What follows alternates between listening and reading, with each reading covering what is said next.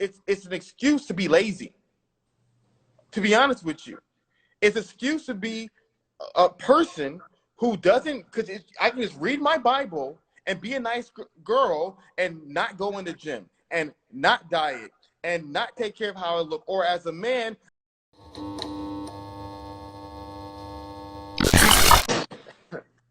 you should be guest on for Halloween.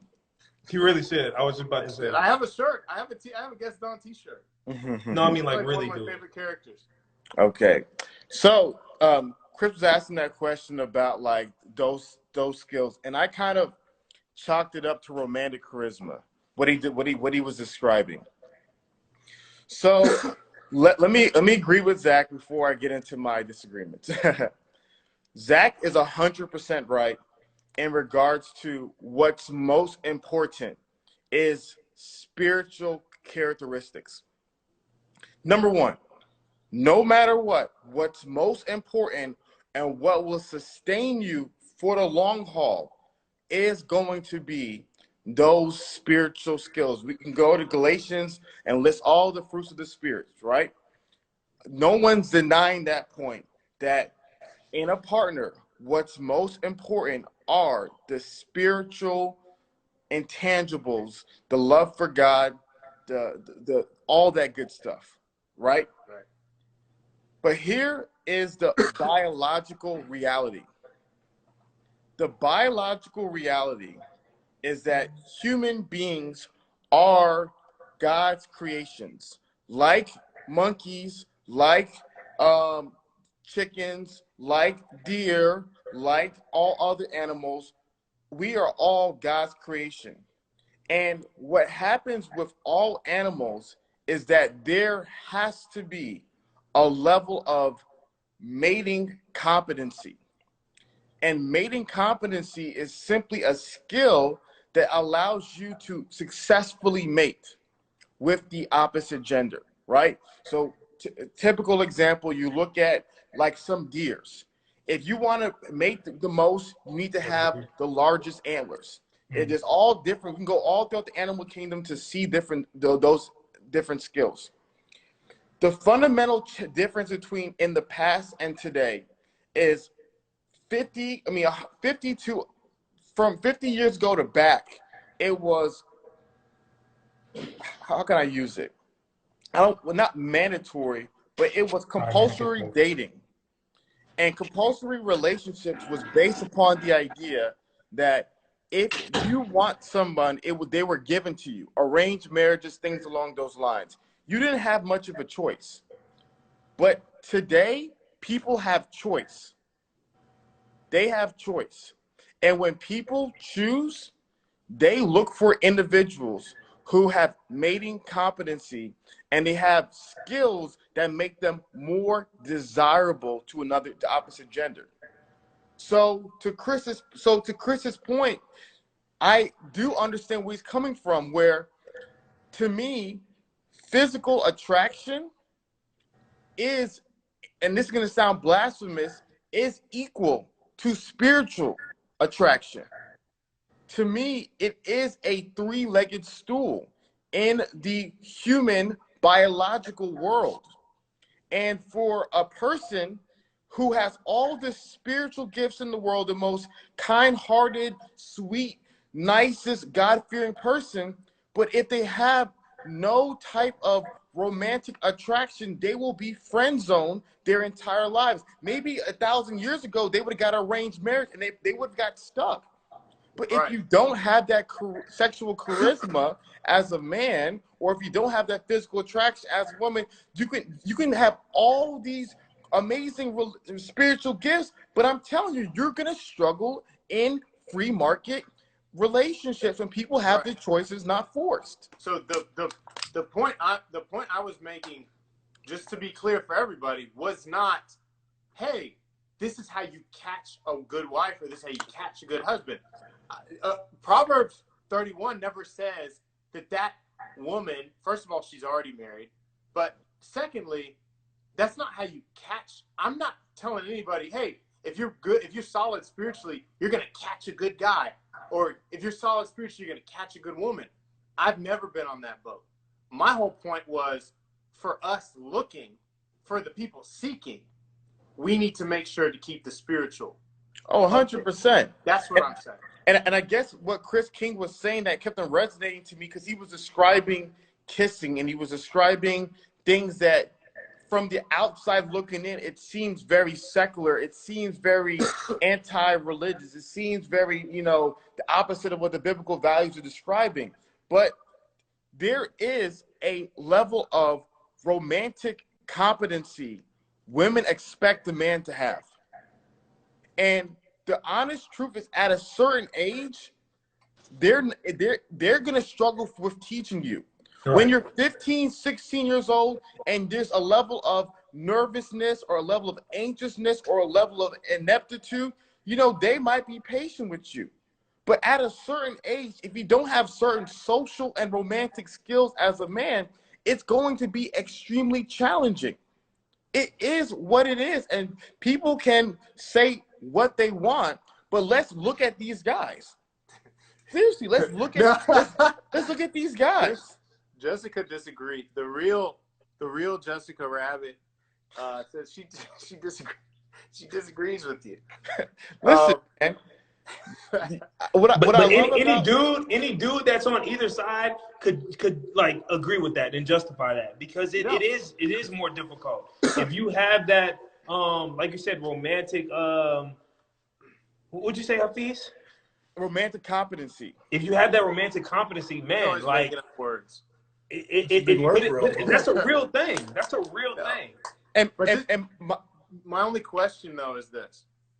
So I agree that the romantic competency is there. All I'm saying is, where do you draw the line? That's a great question. That's the question.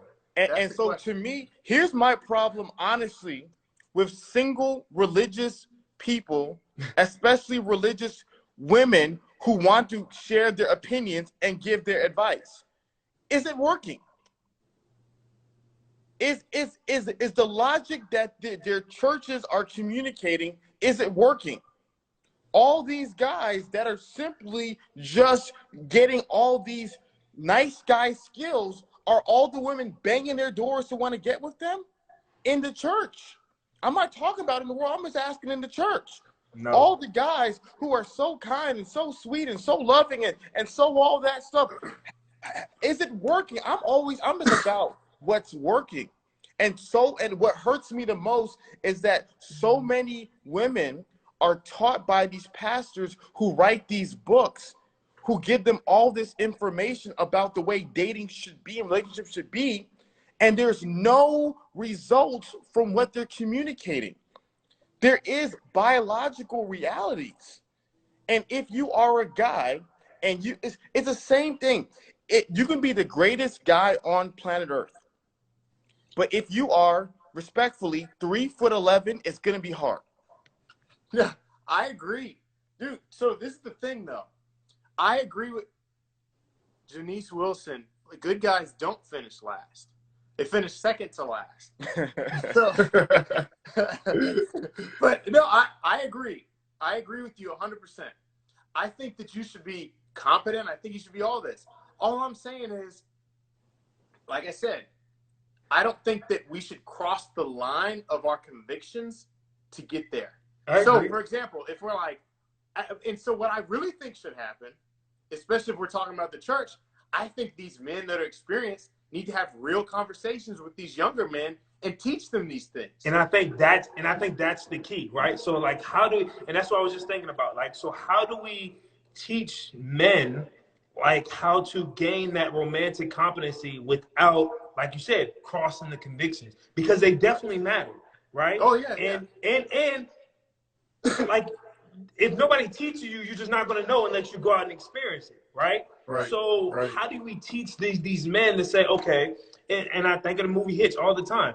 He's literally teaching him how to have that romantic competency, right? And it's working. And even, everybody's different, and the things that work for him, right? But it's still like, okay, this is how you have to do this. This is the kind of confidence you have to do. This is how don't say this, don't do this, don't do, you know what I mean? Like, kind of give that direct, but people I'm gonna be honest, like in the church, they don't really give that information out to be like, okay, how to practically in today's society do that without crossing the convictions. Yeah, That's the key. I agree. What They don't. I think that if we would have gone back in a time machine or something, I think that we view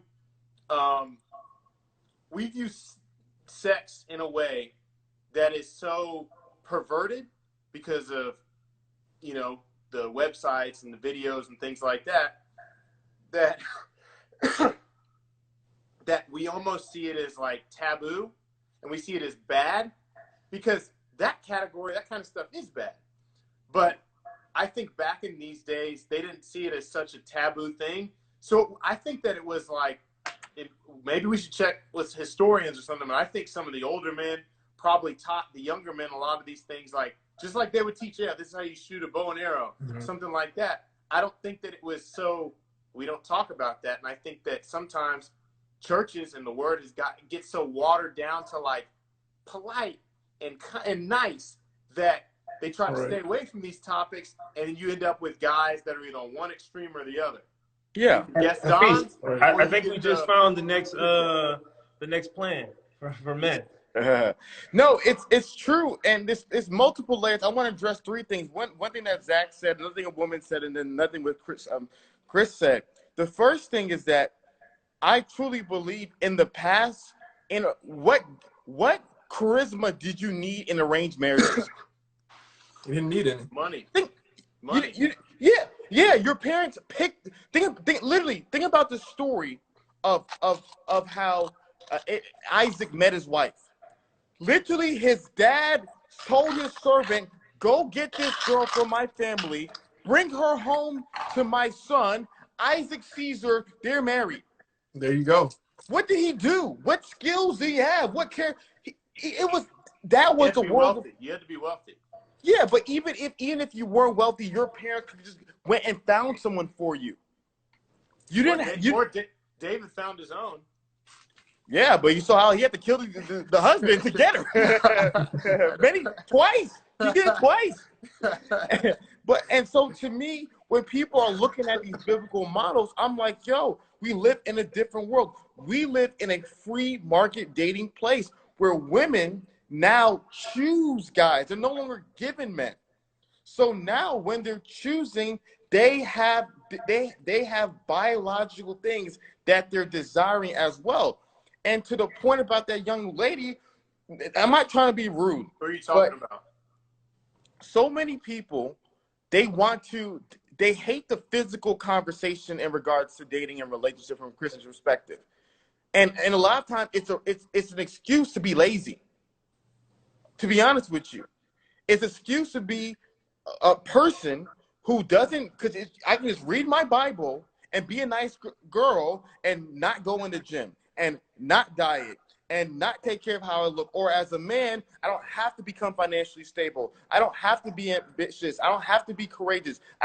It's an excuse for people when you're an individual and there's a certain game that you don't want to play. You want to, like, I don't want to use the word game. There's a certain thing you want to do. You demonize it. So far too many religious people hide under the banner of, oh yeah, Proverbs 31. Not saying Zach is doing it, but some women like, Proverbs 31. Beauty is vain. Oh, beauty is vain. You see that? We don't be beautiful. Like, no, that's wrong. There is a physical component for attraction as well for men and for women to be able to get partners. And the only thing that what I wanted to really talk about was we have to come as a church. We got to keep it 100. If a man does not have certain skills, he's going to struggle with women. If he struggles with women, he's going to get resentful. He's going to get nihilistic. He's going to get bitter. That kind of guy is the guy who's committing a lot of the crimes in society because he feels rejected. And so to me, we have to be honest about what is required. Yes, like Zach said, you have to be a person of God. You have to have those characteristics. But men and women, if you don't have the other skills to create even like Chris said, the first thing people are going to see is going to be the physical attraction for a lot of the time. And the physical attraction is not just looks. And so to me, I think it's just a part of the conversation that I don't think churches talk enough about them because they use and they hide under Bible verses, and that really hurts people in the long run. You're right. And here's the thing about Proverbs, especially 31, that's not written to a daughter saying, hey, this is what you do to get a husband. It's written to a son, which is what I was addressing in terms of what the son should be looking for. Now, I agree. A lot of churches will read this verse to the women and say, hey, this is all you got to be because a woman who fears the Lord, it deserves to be praised. But that doesn't mean that guys are going to become knocking on your door. And not only that, bro, like everything that like people pick and choose, like what are the Proverbs they want to like, you know, cling to. Man, that woman is a beast, right? Like that's not like, no, oh, she just loves the Lord and that's it. No, if you go through and like look through all the stuff that woman is, man, like that woman's something serious. And she's also married too. And she's also extremely rare too, right? Yeah. Like, let's not act like she just like they got one on every corner, right? It just don't, no. Yeah, and to me, it's just all about that balance, and the reality, and this is just the honest reality. Like Zach pointed out, Joelle is an amazing woman. Joelle is a God-fearing woman, and she has amazing characteristics. But the reality of the matter, if there was no physical attraction, she would have been a great friend. Same with my wife. Sarah's a beautiful woman who loves God. If there was no physical attraction, there would be no wife. And so to me, I think that's why I've always said it's a three-legged stool. In my opinion, I think God doesn't really care about some of those. If I had a theory, I'm not saying it's a fact. I'm saying, in my opinion, I don't think there's things that God cares about. But I think God understands that we do care about him. So he gives you the choice. He says, okay, if you're a guy who needs this bombshell-like woman because that's your attraction level, you don't need her to have a happy family. You don't need it. But if you choose to pursue that, then there's your limited supply of women. You go after her as long as she's a God-fearing woman. But you don't need all that stuff. And go ahead. Yeah, I think that goes right into what Zach says about your wife, right? Zach, he said, hey, I gave you the wisdom, right? Pick, and it's gonna be blessed, right? Like I'm giving you. It's not like just the one, bro. Yeah. I've given you certain options, bro. You're smart, you're wise. You know what the woman you don't want to have, right? And if you wanted this type of woman, or you want this woman with this skin complexion, or this or that, it's like as long as she has these things of a God-fearing woman, all those things, bro, pick. Right. I've made woman beautiful. I've given you a lot of options. And the thing about it is, like he said, we have the wisdom to choose. And we know that, okay, if the more things I put on, the more rare it is. And he doesn't promise that we're going to get exactly what we want, but he gives us the wisdom and he gives us a choice. We can choose, okay, I'll choose this or I'll choose that. I agree. I don't think there's anything wrong with having like, oh, she's got to have long hair. She's got to have blue eyes or brown eyes in your case. Come on. She's got to have, she's got to. You keep it all PG. But all right. And so I 100% agree with that. Like I said, I just think that, I think the answer to the solution of where the line is drawn in this day and age, okay, you need practice. I don't think that the practice should be, man, I don't know how long it can last. I need some practice with this. Yeah. You know, like you need to talk to some men who have already, they're married, they're already in the situation, and they can explain different things. But like I said, I think the biggest thing is none of that goes on. You know, they have there's women's conferences, there's men's conferences, but they don't talk about it, and that's what I was getting at. Yeah, and that's the part that I like what Chris King is talking about, because there needs to be an education process when it comes to. I can only imagine if all the men on this panel or this conversation tonight has a son. There are certain things you're teaching your son. There's certain tricks that you learned back in the day, like, son, all right, when you at the movies, you'd be like, There's just certain things. There's certain things that you're gonna. teach your son so he has certain skills. And we're gonna teach them to be honorable, good, quality men of God. But we know that if my son cannot dress well, it's gonna be challenging for him. If my son is not a confident communicator, it's gonna be challenging for him. If my son has body odor issues because he doesn't shower well, it's gonna be complicated for him. So to me, it's all about churches helping men in healthy ways learn these different skills, because what's happening is the men are going into the world and they're seeing guys who have all these skills and nothing else, and they're seeing be successful. Same with women. A lot of women, they can agree in the comments, they see women who have all the physical attributes, no spiritual, no love for God, no nothing, no emotional wisdom, nothing, and they're getting all these men who are wanting to be with them just because of their looks alone. So to me, when people are looking at these things, when you can say we're all 25 and 28 and 30 years old, it doesn't matter for us. But guys, when we were 16, when you're 15 years old, those things matter. And those things hurt. It hurts when you're that 16-year-old male who can't get a prom date because you're the awkward guy in school who nobody wants to hang around. That hurts you. And he can be the most loving guy in the 5-time Bible study of the year champion at his vocational Bible. But at the end of the day, there needs to be education for these men for those things that I believe Chris was describing at the beginning. I just asked the question because I want people in the comments to get involved. So here's the problem, Zach. No, Hafeez, I already know. It's just for interaction. It's just for the better question. What I do nowadays, I ask people about their past. What do you mean? So instead of asking a woman, hey, would you rather date a guy who is average looks, high spirituality? Have you dated a guy? Or have you dated a guy who has average looks and great spirituality, or have you dated a guy who has average spirituality and great looks? So then I'll ask this to everybody in the comments: have you, and would you?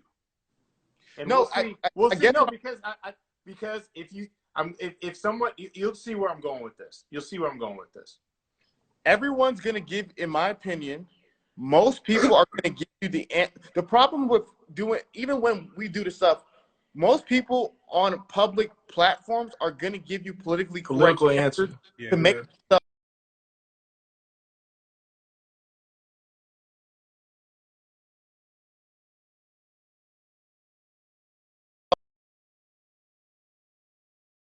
That's why I was saying more so asking people, I get it. More asking people about, okay, in your past, which guy were you most interested in?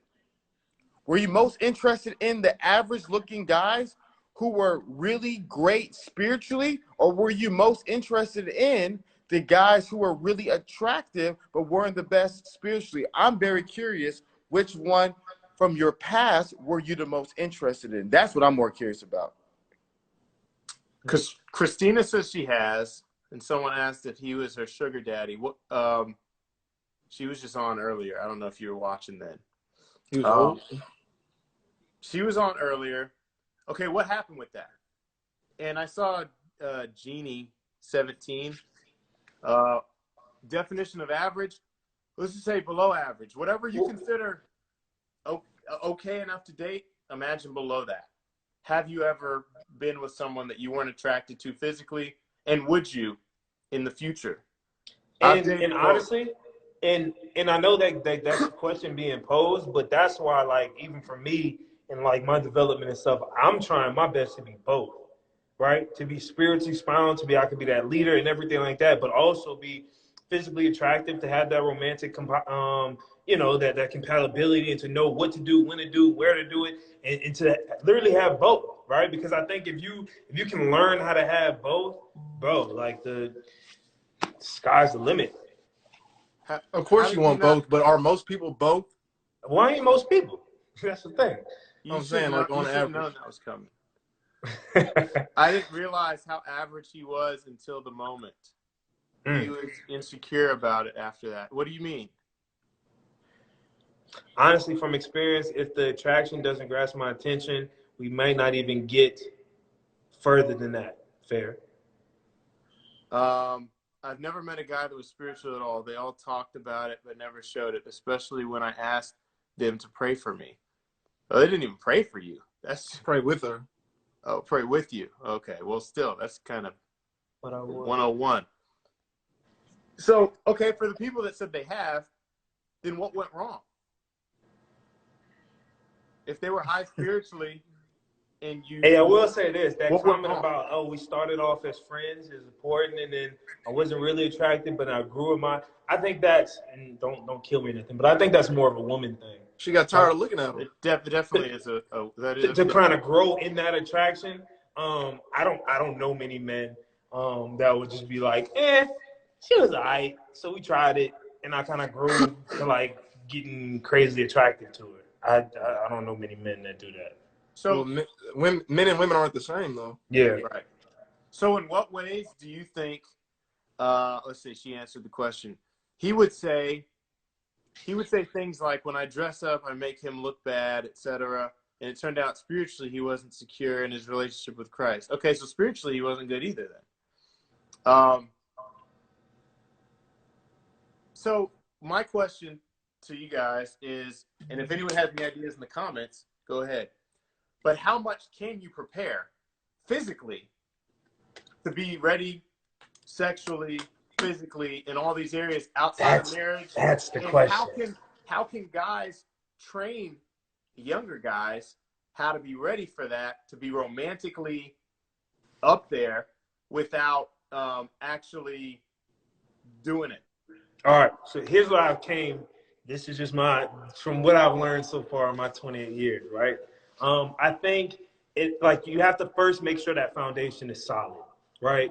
You got to be a man of the faith. You got to have the fruits of the spirit. You got to train yourself in self-discipline and all those different areas, right? Because if you don't have those things, you're going to try to do those things. It's going to go too far, and you're going to just be on the complete other end, right? Not saying that that's just going to make you Superman to all temptation and stuff like that. But I think it's going to give you a good foundation to kind of set yourself up well. And I think you have to try certain things, right? I think you have to have some in the sand, firm boundaries of, hey, I'm not crossing this. We're not getting there, X, Y, and Z and stuff like that. But I think you also have to be like, you know what? I need to know how to take a girl out on a date and to have a conversation with her. And I need to do, and it goes more deep. That's just the one I can. Yeah, that's no problem. But really learning how to escort a woman, right? And make her laugh and make her get a little nervous, right? And to know how to kiss them and to be able to touch a woman, but not sexually. Or not solely just for a sexual purpose. Does that make sense? I guess my question is, physically, how can guys teach other guys? Because I don't think, this is my opinion, you can disagree, but I don't think it's smart to practice physically on a woman, especially if it's for example, if someone were to say, I got to make sure that I can handle seeing her in the shower naked together, that's probably not a good idea. So what I'm saying is, what ways could guys teach other guys to be on that level physically? And I think that's the hard part. You're going a little bit different than where I'm going. The examples you've gone are a lot of sexual things, and I'm not describing the sexual things. I'm describing more what Chris King is describing, more just like I said, is romantic competency, not sexual. That's a whole other conversation. But more romantic is those things where, for example, I give the example of somebody said exposure and being around them. Yes, let me give you a perfect example. I was at a show yesterday, and I had some extra tickets, so I brought one of my friends. So I had 4 tickets in total. I was on one side, one of my friends on the other side, right? So my friend was sitting by himself with an empty seat. And then I noticed some woman was talking to him. She was talking to him. She's having conversation. She was smiling, laughing. And all of a sudden, another guy sat next to him, right? And then the girl came over and was talking to him and the other guy. And all of a sudden, I saw that the other guy was starting to pick up momentum. And I was like, bro, you're about to lose this one. It's like, I literally text him. I was like, hey, you have 2 seats. You sit in the seat closest to the other guy and tell her, hey, why don't you come join me in my seat right here? So now you block her off from the other guy so he has to talk to you.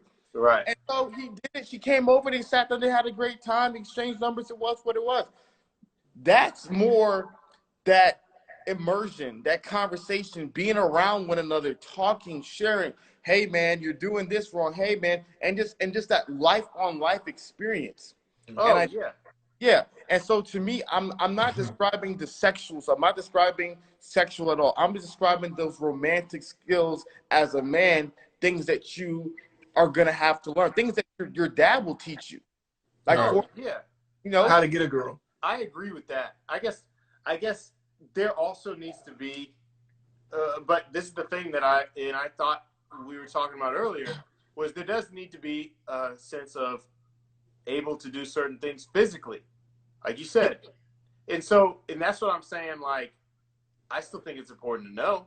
So how do you learn without going to certain websites or without trying to learn on your own?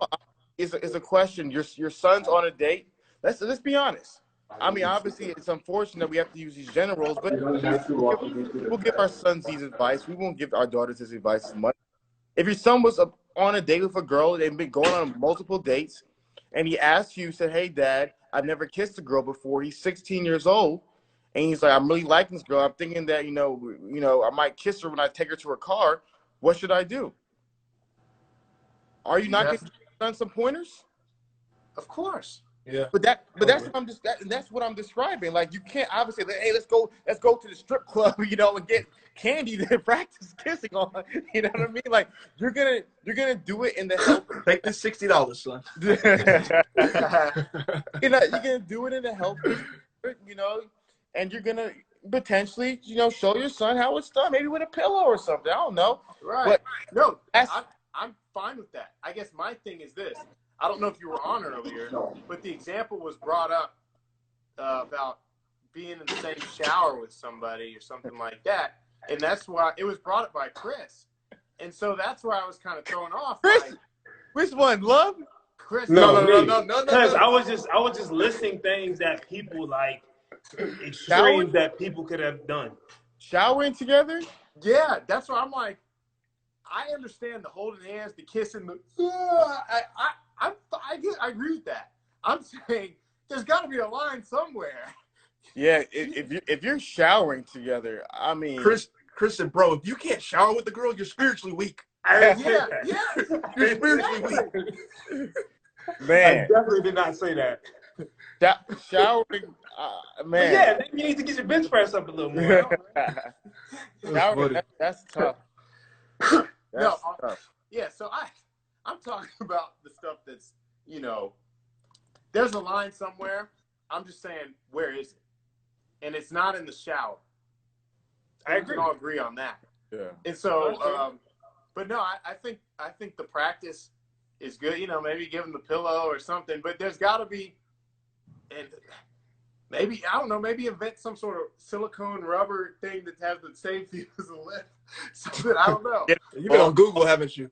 Huh? You've been on Google, haven't you? Yeah. I'll kind of let that one die down a little bit. But anyway, there needs to be some sort of practice, because we don't want men that are just completely incompetent, and then they're like, oh, I'm a good boy. But you want the man, we gotta get Forever Rich mindset out of here, bro. You want to get the what? Forever Rich mindset is wilding out, man. I've been trying to ignore him. We got to get him out of here, man. All right. Talking crazy, huh? You gotta get him out of there, man. Do you know that guy? He's probably one of those crazy, you know, there's always an extremist who follows me here and there, you know, where I'm just extremist. I gotta block him, man. Yeah, I went ahead and blocked him. But no, that's good. I think we definitely found what we were asking for earlier was where is that middle ground of not having this like Ned Flanders, you know, mentality, but then also not having that Gaston, like all the women in town, who's next? You know, like Rosarian or whatever his name is. Mm-hmm. So, yeah, I think I'm surprised, but I think we found an honest middle ground that is accurate. You know. Yeah. No, I agree. Yeah. That's all I wanted to share. Yeah. We everybody that we do this every Wednesday. So if you follow this page, you'll be alerted every Wednesday. Usually Chris, Hafeez are both on with this as well. This page is run by me and Christian. And we'd love for you guys to message us topics you want to talk about. And we've got polls, different things like that. We do skits. So make sure to follow us next week. We put the entire live on YouTube too. So we got the YouTube link in our bio. And if you guys have anything else to say, go ahead. Yeah, I'm good. I'll say something. Great discussion. Like Zach said, we do this every week. Follow us on YouTube. Follow Hafeez and the roommates. And follow Chris King, model, attorney, actor, poet, attorney, athlete, trainer. There you go. Awesome. All right, I appreciate y'all, man. That was a great conversation. We're gonna definitely do it again. Definitely. Hey, Hafeez, that's what I'm saying. We might have to make that a lesson plan for people. Oh yeah. All right. You got to integrate it into the churches or something. I know, right? Listen, they'll listen. Because they got to learn another trick besides see how many chairs you can pick up after the service or something. Right. All right. I'll talk to y'all later. Hey, great discussion, all right, man. guys. Good stuff, y'all. I'll catch y'all later. All right, then. Take care. All right.